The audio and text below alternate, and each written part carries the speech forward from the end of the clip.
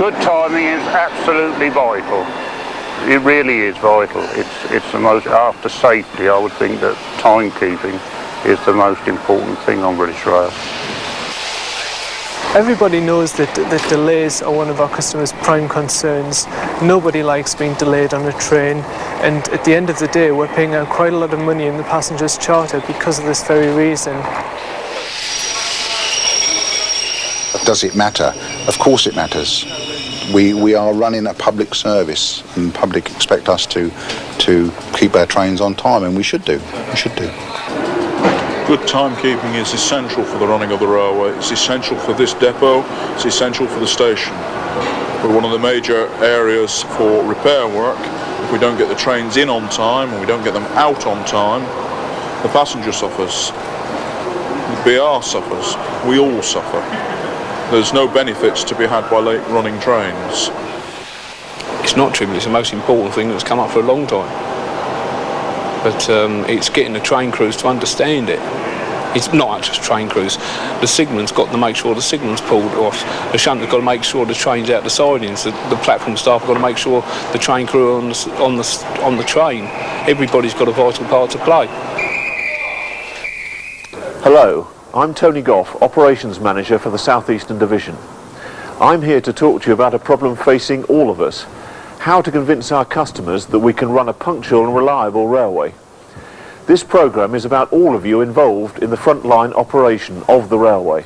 Whether you're a driver, conductor, trainman, a shunter, signalman or a member of the station staff, you are all on the front line. As we all know, our present performance isn't good enough. After safety, timekeeping and reliability are our customers' #1 priority.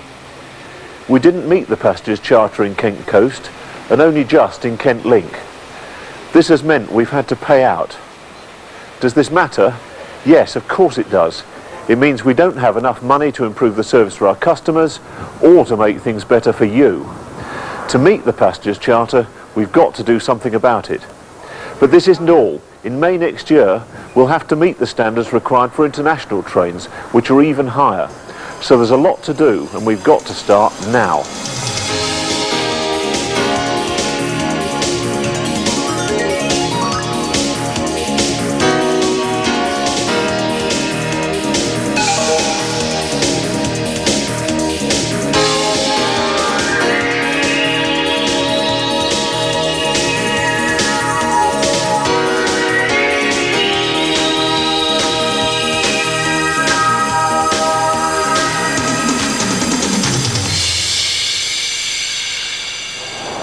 So why isn't our performance good enough?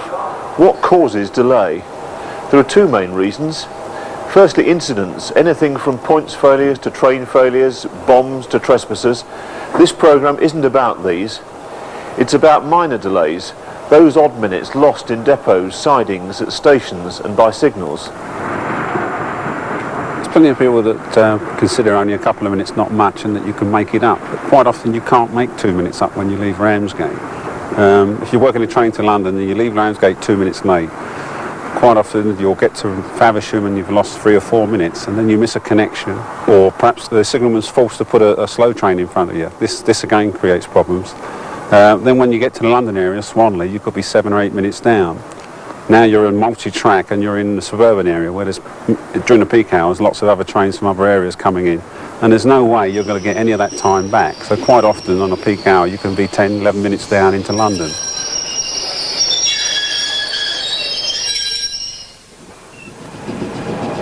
There's so many things that can go wrong.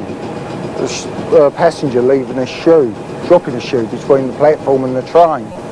You have to be polite to them and say sorry, but you'll have to get the next one. Or somebody holding the door open for their friend. Oh, he's just up the stairs. And you get one of those at every station. 20 seconds, 30 seconds here and there. That mounts up on the way up. Well, you might have a brake failure in the yard, or the unit may not be joined up properly together, and maybe a motor, with 40 motors on there, or anything of those descriptions could be, cause a delay. The real pain is the driver not being there. It's the real pain in not turning up. Time was lost on the platform by, I would say, crew changes quite a lot, and attaching and detaching stock. Right, it's everybody's responsibility. From the man on the platform who's getting the old lady on with the suitcase, from the driver who's not in his chair because he's reading his newspaper, because the guard who's come out with his cup of tea at the last minute. If they all done it right, we'd be a lot better off. We all know that the South East is a difficult railway to operate, with its complex layouts, flat junctions, 4 London termini, 1,600 trains each day, with 200 each in the morning and evening peaks. This means that the train plan is complex too. It's difficult to fit all the trains in, crossing moves require careful programming, and the number of trains needs very close headways. So we've got a very tight timetable, but it's all done for a good reason. So it's all the more important to avoid losing odd minutes. It's unprofessional, it annoys customers and ourselves, and these delays can snowball into worse delays and disrupt junction and terminal workings. They also use up recovery margins, and because we use average figures, we need high right time performance on good days to offset bad days when we have incidents and technical failures. So if we reduce the number of lost minutes, we won't be penalised by the passenger's charter. How do we do it? These are the most important actions we can take to get it right. Firstly, we must make the train plan workable. That includes train crew and stock diagrams, as well as junction and platform workings. Correct berthing and the crew being there, ready to go. That's the only way we can deal with it. If we get the right information from control via Gemini, then we have every chance of not having to shunt and shunt and shunt to get the formations right. Correct information from everywhere to Gemini, back to the yard, we can plan, we can play our game of chess, and we can get the job done properly and get it right first time. Right time starts are essential if trains are to get to their destinations on time. If we start late, we arrive late. For the new driver coming into the job, his main worry or his main priority will be to do the simple things correctly, i.e. get to work on time, read the instructions on time, read the notices on time, read the late notices especially because of safety, make sure they're on the train ready to prepare it at the booked time. And this can at least ensure that the train is ready to move at the booked time. Train crew staff would help most of all by being at their trains on time, mainly in the sidings. It might not seem all that much to them being on a set of empties in the sidings somewhere else, but they are put there at that time to fit into our complex system. If there is a delay incurred, then they must make good communication with other members of staff to minimise any delays that may be incurred on the service. Regulating decisions at junctions must be fully thought out. Obviously regulating is very important, keeping the trains in the correct order, allowing fast trains to proceed past slow trains, not trying to get a fast train stuck behind a stopping train, stops every station, you know.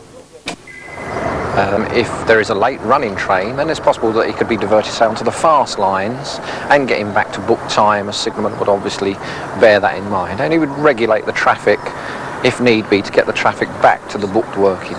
So a little bit of common sense and a little bit of regulating. We must keep to book running schedules and station times. Be on the train in time for train crew. Be ready in time, not wandering out of the room half a minute before time with a cup of tea in their hand, no train prep, not ready. Station staff, make sure they're there. If the crew's not there, phone up, find out why they're not there. If the train's a failure, find out if there's another service we can pinch and get it away. Lots of little things you can do. Stay alert, look at what's coming up and look ahead as well as what is coming. They can see problems, act before they happen. And finally, we must make announcements in good time, both on trains and at stations. The secret of good timekeeping from a retail point of view is to make sure that platform staff are out there in time to see the train away, to make sure that adequate announcements are made to customers, especially if they need to change platforms, and to offer some assistance to those people who might be having trouble boarding the train. Also, I think it's very important that we make sure that catering trolleys are aboard in plenty of time before the train departs, as this can often cause quite a lot of delay. All this is about attention to detail, and is up to each of us to play our part. The secret of good timekeeping, that everybody on the railway is responsible for good timekeeping, whether it be a driver, whether it be a signalman or a railman on the platform. We all have a responsibility to good timekeeping, and hopefully the public will get a better service, and at the end of the day they pay our wages and they are our customers. It is important. We all have a role to play. Collectively we've got a responsibility to ensure that the trains are out. Everyone's doing what they have to do when they should be doing it. It reflects on the business, it reflects on the passenger's charter. The less we pay out, the more money we've got to spend on rolling stock and infrastructure. If we continue paying out on the passenger's charter, then we're not going to get the improvements that the passengers want to see. Efficiency on the platform can always be improved. I think we all have to work hard at that. But as I say, it's knowing what your job is and doing your job as good as you possibly can. Be hard-working, conscientious, and I think you'll see the end results. Efficient timekeeping is possible, and it can get a lot better. We have ARS, we've got new stock, we've got the network of trains that have coming in. We will have signalman to cab radio systems, DOO, and all this will assist the signalman and assist the driver to get trains back to book working if running late, and to hopefully keep the service on time when the service is running normally. We've got to be right. We've literally got to be right. We've got to get the job right. I know it sounds like I've been doing this for 18 years and I've always thought that way. I didn't used to bother. Oh dear, it's 3 minutes late. Not to worry. Ring the bell, we keep going. But now you've got to get it right. At the end of the day, we're judged by our customers.